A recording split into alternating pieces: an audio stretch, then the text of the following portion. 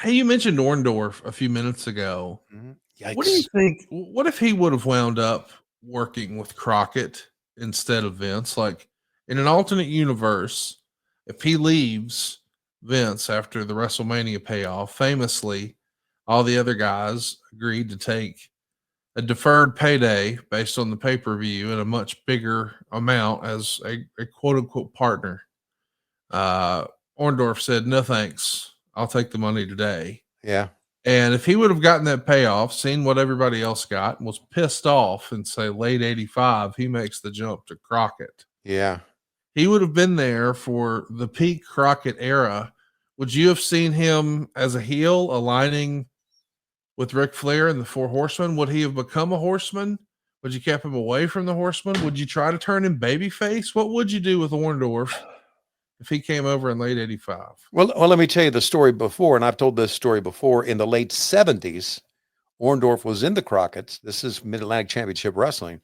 He and Jimmy Snuka were a tag team, and they were the World Tag Team Champions. They had a long running feud with Baron von Raschke and Greg Valentine, and that they were a great babyface tag team.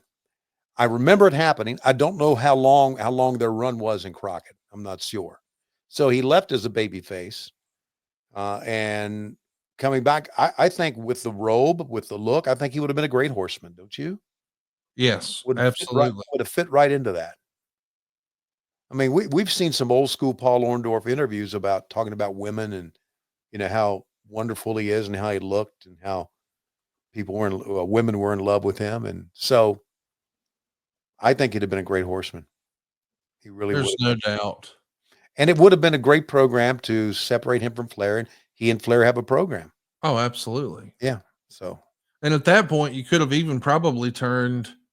Imagine if Orndorff got Flair kicked out of the Horseman, right. and then Flair became a babyface against an Orndorff led Horseman. Man, that would have been That would cinema. absolutely. Damn, we know how to book the territory, don't we? Yeah. Now, if we just had that fucking time machine, that we'd go back and we'd tell Randy, "Hey, watch out for that tree." Maybe a few other things. We when we take trips, the group of us, the guys who are kind of in my group, we take trips and we're going to take one coming up between LA and Fresno, 3-hour trip or whatever, 4-hour trip. It is the best part of wrestling by far, taking those road trips. We call it rebooking the territory. Yes. Yeah, because we all have our ideas and this would probably work better. Don't you think this would work better? Just absolutely love. That's my favorite time in wrestling. It was back then, and it is now. Back then, just would put Heenan and Tenay or Lee Marshall in the car or Dusty. That was great. Great stuff. Did you see the conversation in the last day or so about Michael Jackson being a big wrestling fan? What? Yeah. If you take a look at his 1989 single, Liberian Girl, he's actually wearing a copy of the NWA International Tag Team belt that he customized. That would have been a belt held by the Funks, Baba and Inoki, Tenru and Saruta. But yeah, he was a big wrestling fan. Hurricane Helms even chimed in online and said, I was talking to Michael's mom once, and she told me that herself and Joe used to go watch wrestling at the Grand Olympic Auditorium in LA. Yes, I know this wasn't on anyone's bingo card. Right. How about that? Well, if you sit back and you think about it and you try to connect the dots, Michael was very, very dramatic, right? Yes. Everything he did was very drama.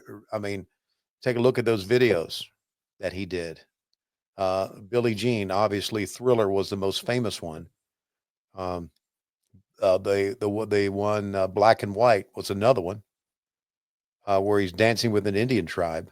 I'm sorry, Native American tribe. So yes, he was into the Hollywood-esque drama of his videos, and of course, that's what professional wrestling brought.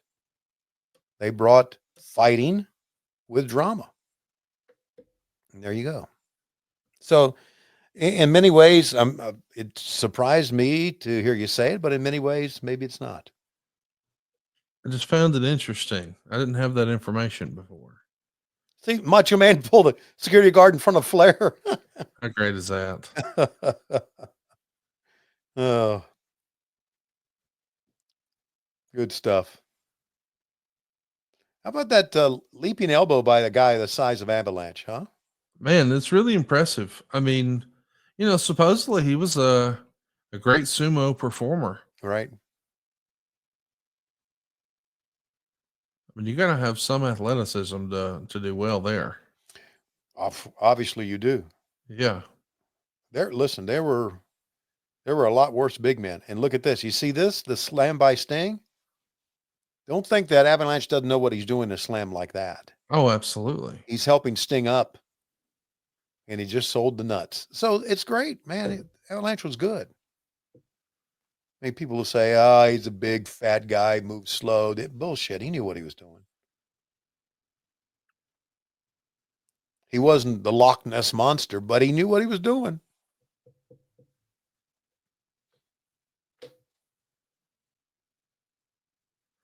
It's so fun to go back and watch stuff from this era just to think about how much wrestling and even society's changed. I mean, look at the audience. You know what you don't see? Uh, Now one person looking at their phone. Great call. I mean, that's just really hard to even Right. imagine today that everyone is honest to goodness watching the show. They're not distracted doing shit else. Right. They're eating popcorn, they're taking a drink of soda, they're Uh-huh. watching wrestling. It'll never be like that again, Tony. Never ever. I don't know if you saw, but they made the announcement that WrestleMania is going to be in New Orleans again. Wow. I would love to see AEW do a big pay-per-view in New Orleans once and make it like a week-long event. Like, I think New Orleans and its walkability, and Nashville's probably right behind it. Those are two great towns for big events like that, I think. Yeah, they obviously will be at the Superdome for that. Yeah. Right.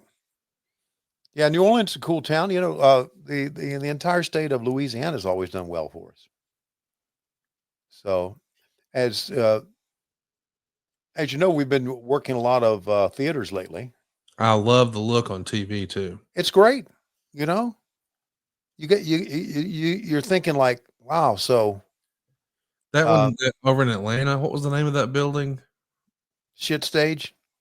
No, no, no. The one you just ran in AEW. Oh, the one I just ran. Oh, sorry. Oh, no. What was the something center? It was the Gateway Center Gateway Arena. Center, yeah. Right. Right. That's a fucking cool building. That is. That's where the WNBA team plays. That's what they told me, and they said it actually does pretty well. And I guess there's a women's pro volleyball team there. I That's what guess the guy so. at the building was saying, and he said those tickets go for a lot. And I'm like, there's that much of an appetite for women's volleyball? And he's like, oh, dude, it's very competitive.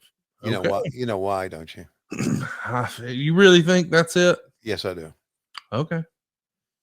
Volleyball is a cool sport when you've seen it play at a high level. Okay, cool sport.